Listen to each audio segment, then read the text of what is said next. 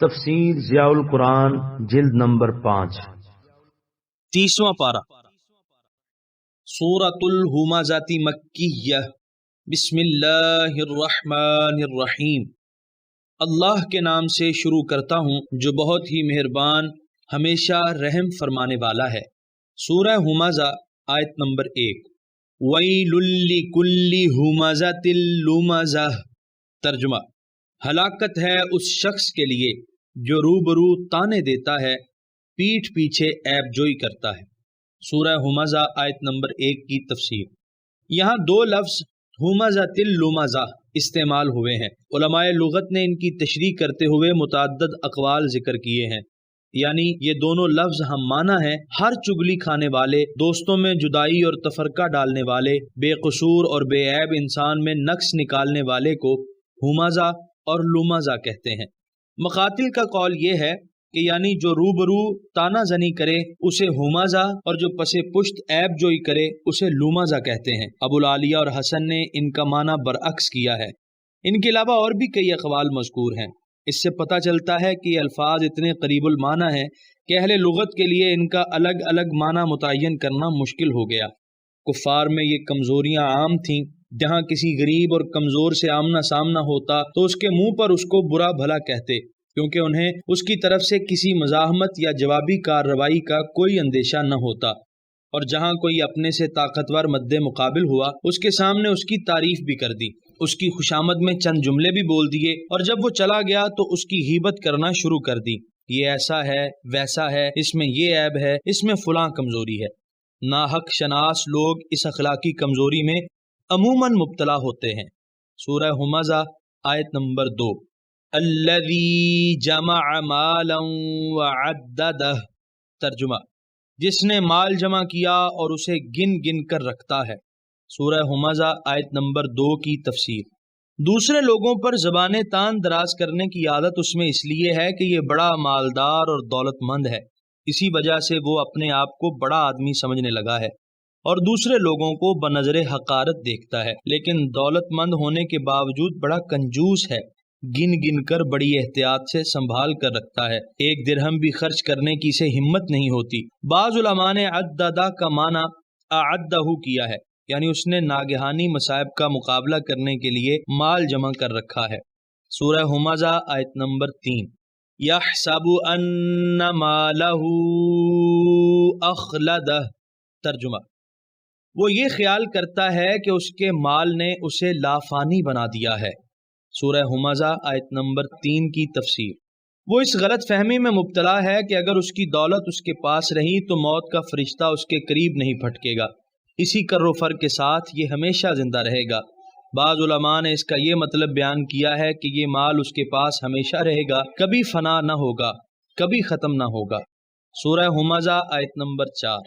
کَلَّا لَيُنبَذَنَّ فِي الْحُطَمَةِ، ترجمہ ہرگز نہیں، وہ یقیناً حطمہ میں پھینک دیا جائے گا۔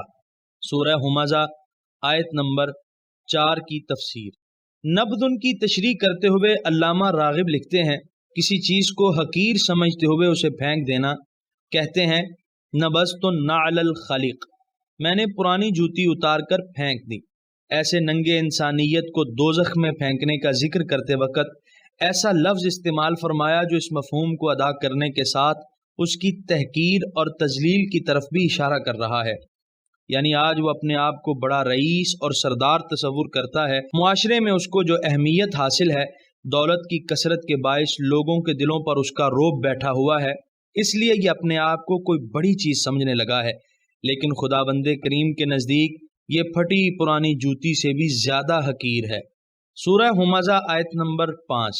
وَمَا أَدْرَاكَ مَا الْحُطَمَةُ، ترجمہ اور تم کیا جانو کہ حطمہ کیا ہے۔ سورہ ہمزہ آیت نمبر 6۔ نار اللہ الموقدہ، ترجمہ وہ اللہ کی آگ ہے خوب بھڑکائی ہوئی۔ سورہ ہمزہ آیت نمبر 5 اور 6 کی تفسیر۔ حطمہ حتم سے ہے، اس کا لغوی معنی توڑ ڈالنا، پیس ڈالنا، ریزہ ریزہ کر دینا۔ یہ دوزخ کے ایک طبقے کا نام ہے جس کی آگ اتنی تیز ہوگی کہ جو چیز اس میں پھینکی جائے گی آنے واحد میں اس کو پیس کر رکھ دے گی، اس کے پرزے اڑا دے گی۔ اس حطمہ کی مزید تشریح کر دی، یہ وہ آگ ہے جسے اللہ نے جلایا ہے، جو ہمیشہ بھڑکتی رہے گی، کبھی نہیں بجھے گی۔ سورہ ہمزہ آیت نمبر 7۔ التی تطلع علی الافئدہ، ترجمہ جو دلوں تک جا پہنچے گی۔ سورہ ہمزہ آیت نمبر 7 کی تفسیر، جس کی آنچ دلوں تک پہنچ جائے گی، اس کی سوزش اور تپش سے دل بھن کر کباب ہو جائیں گے۔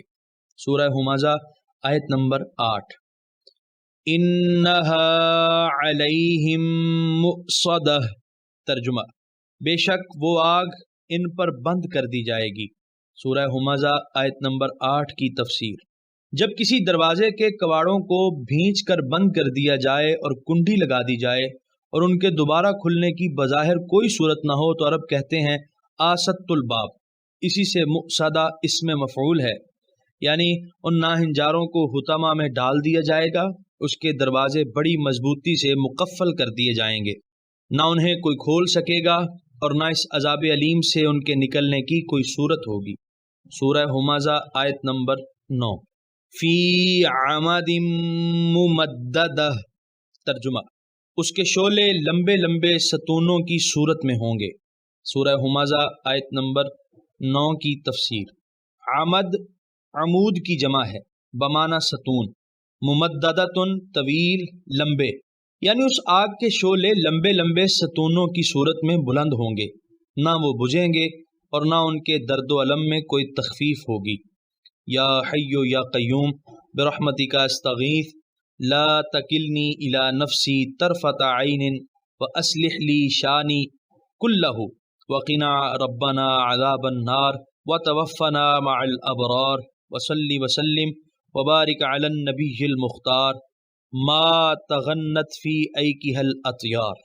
یہاں پر سورہ ہمزہ مکمل ہوئی اور یہاں پر 30ویں پارے کا 29واں رکوع مکمل ہوا۔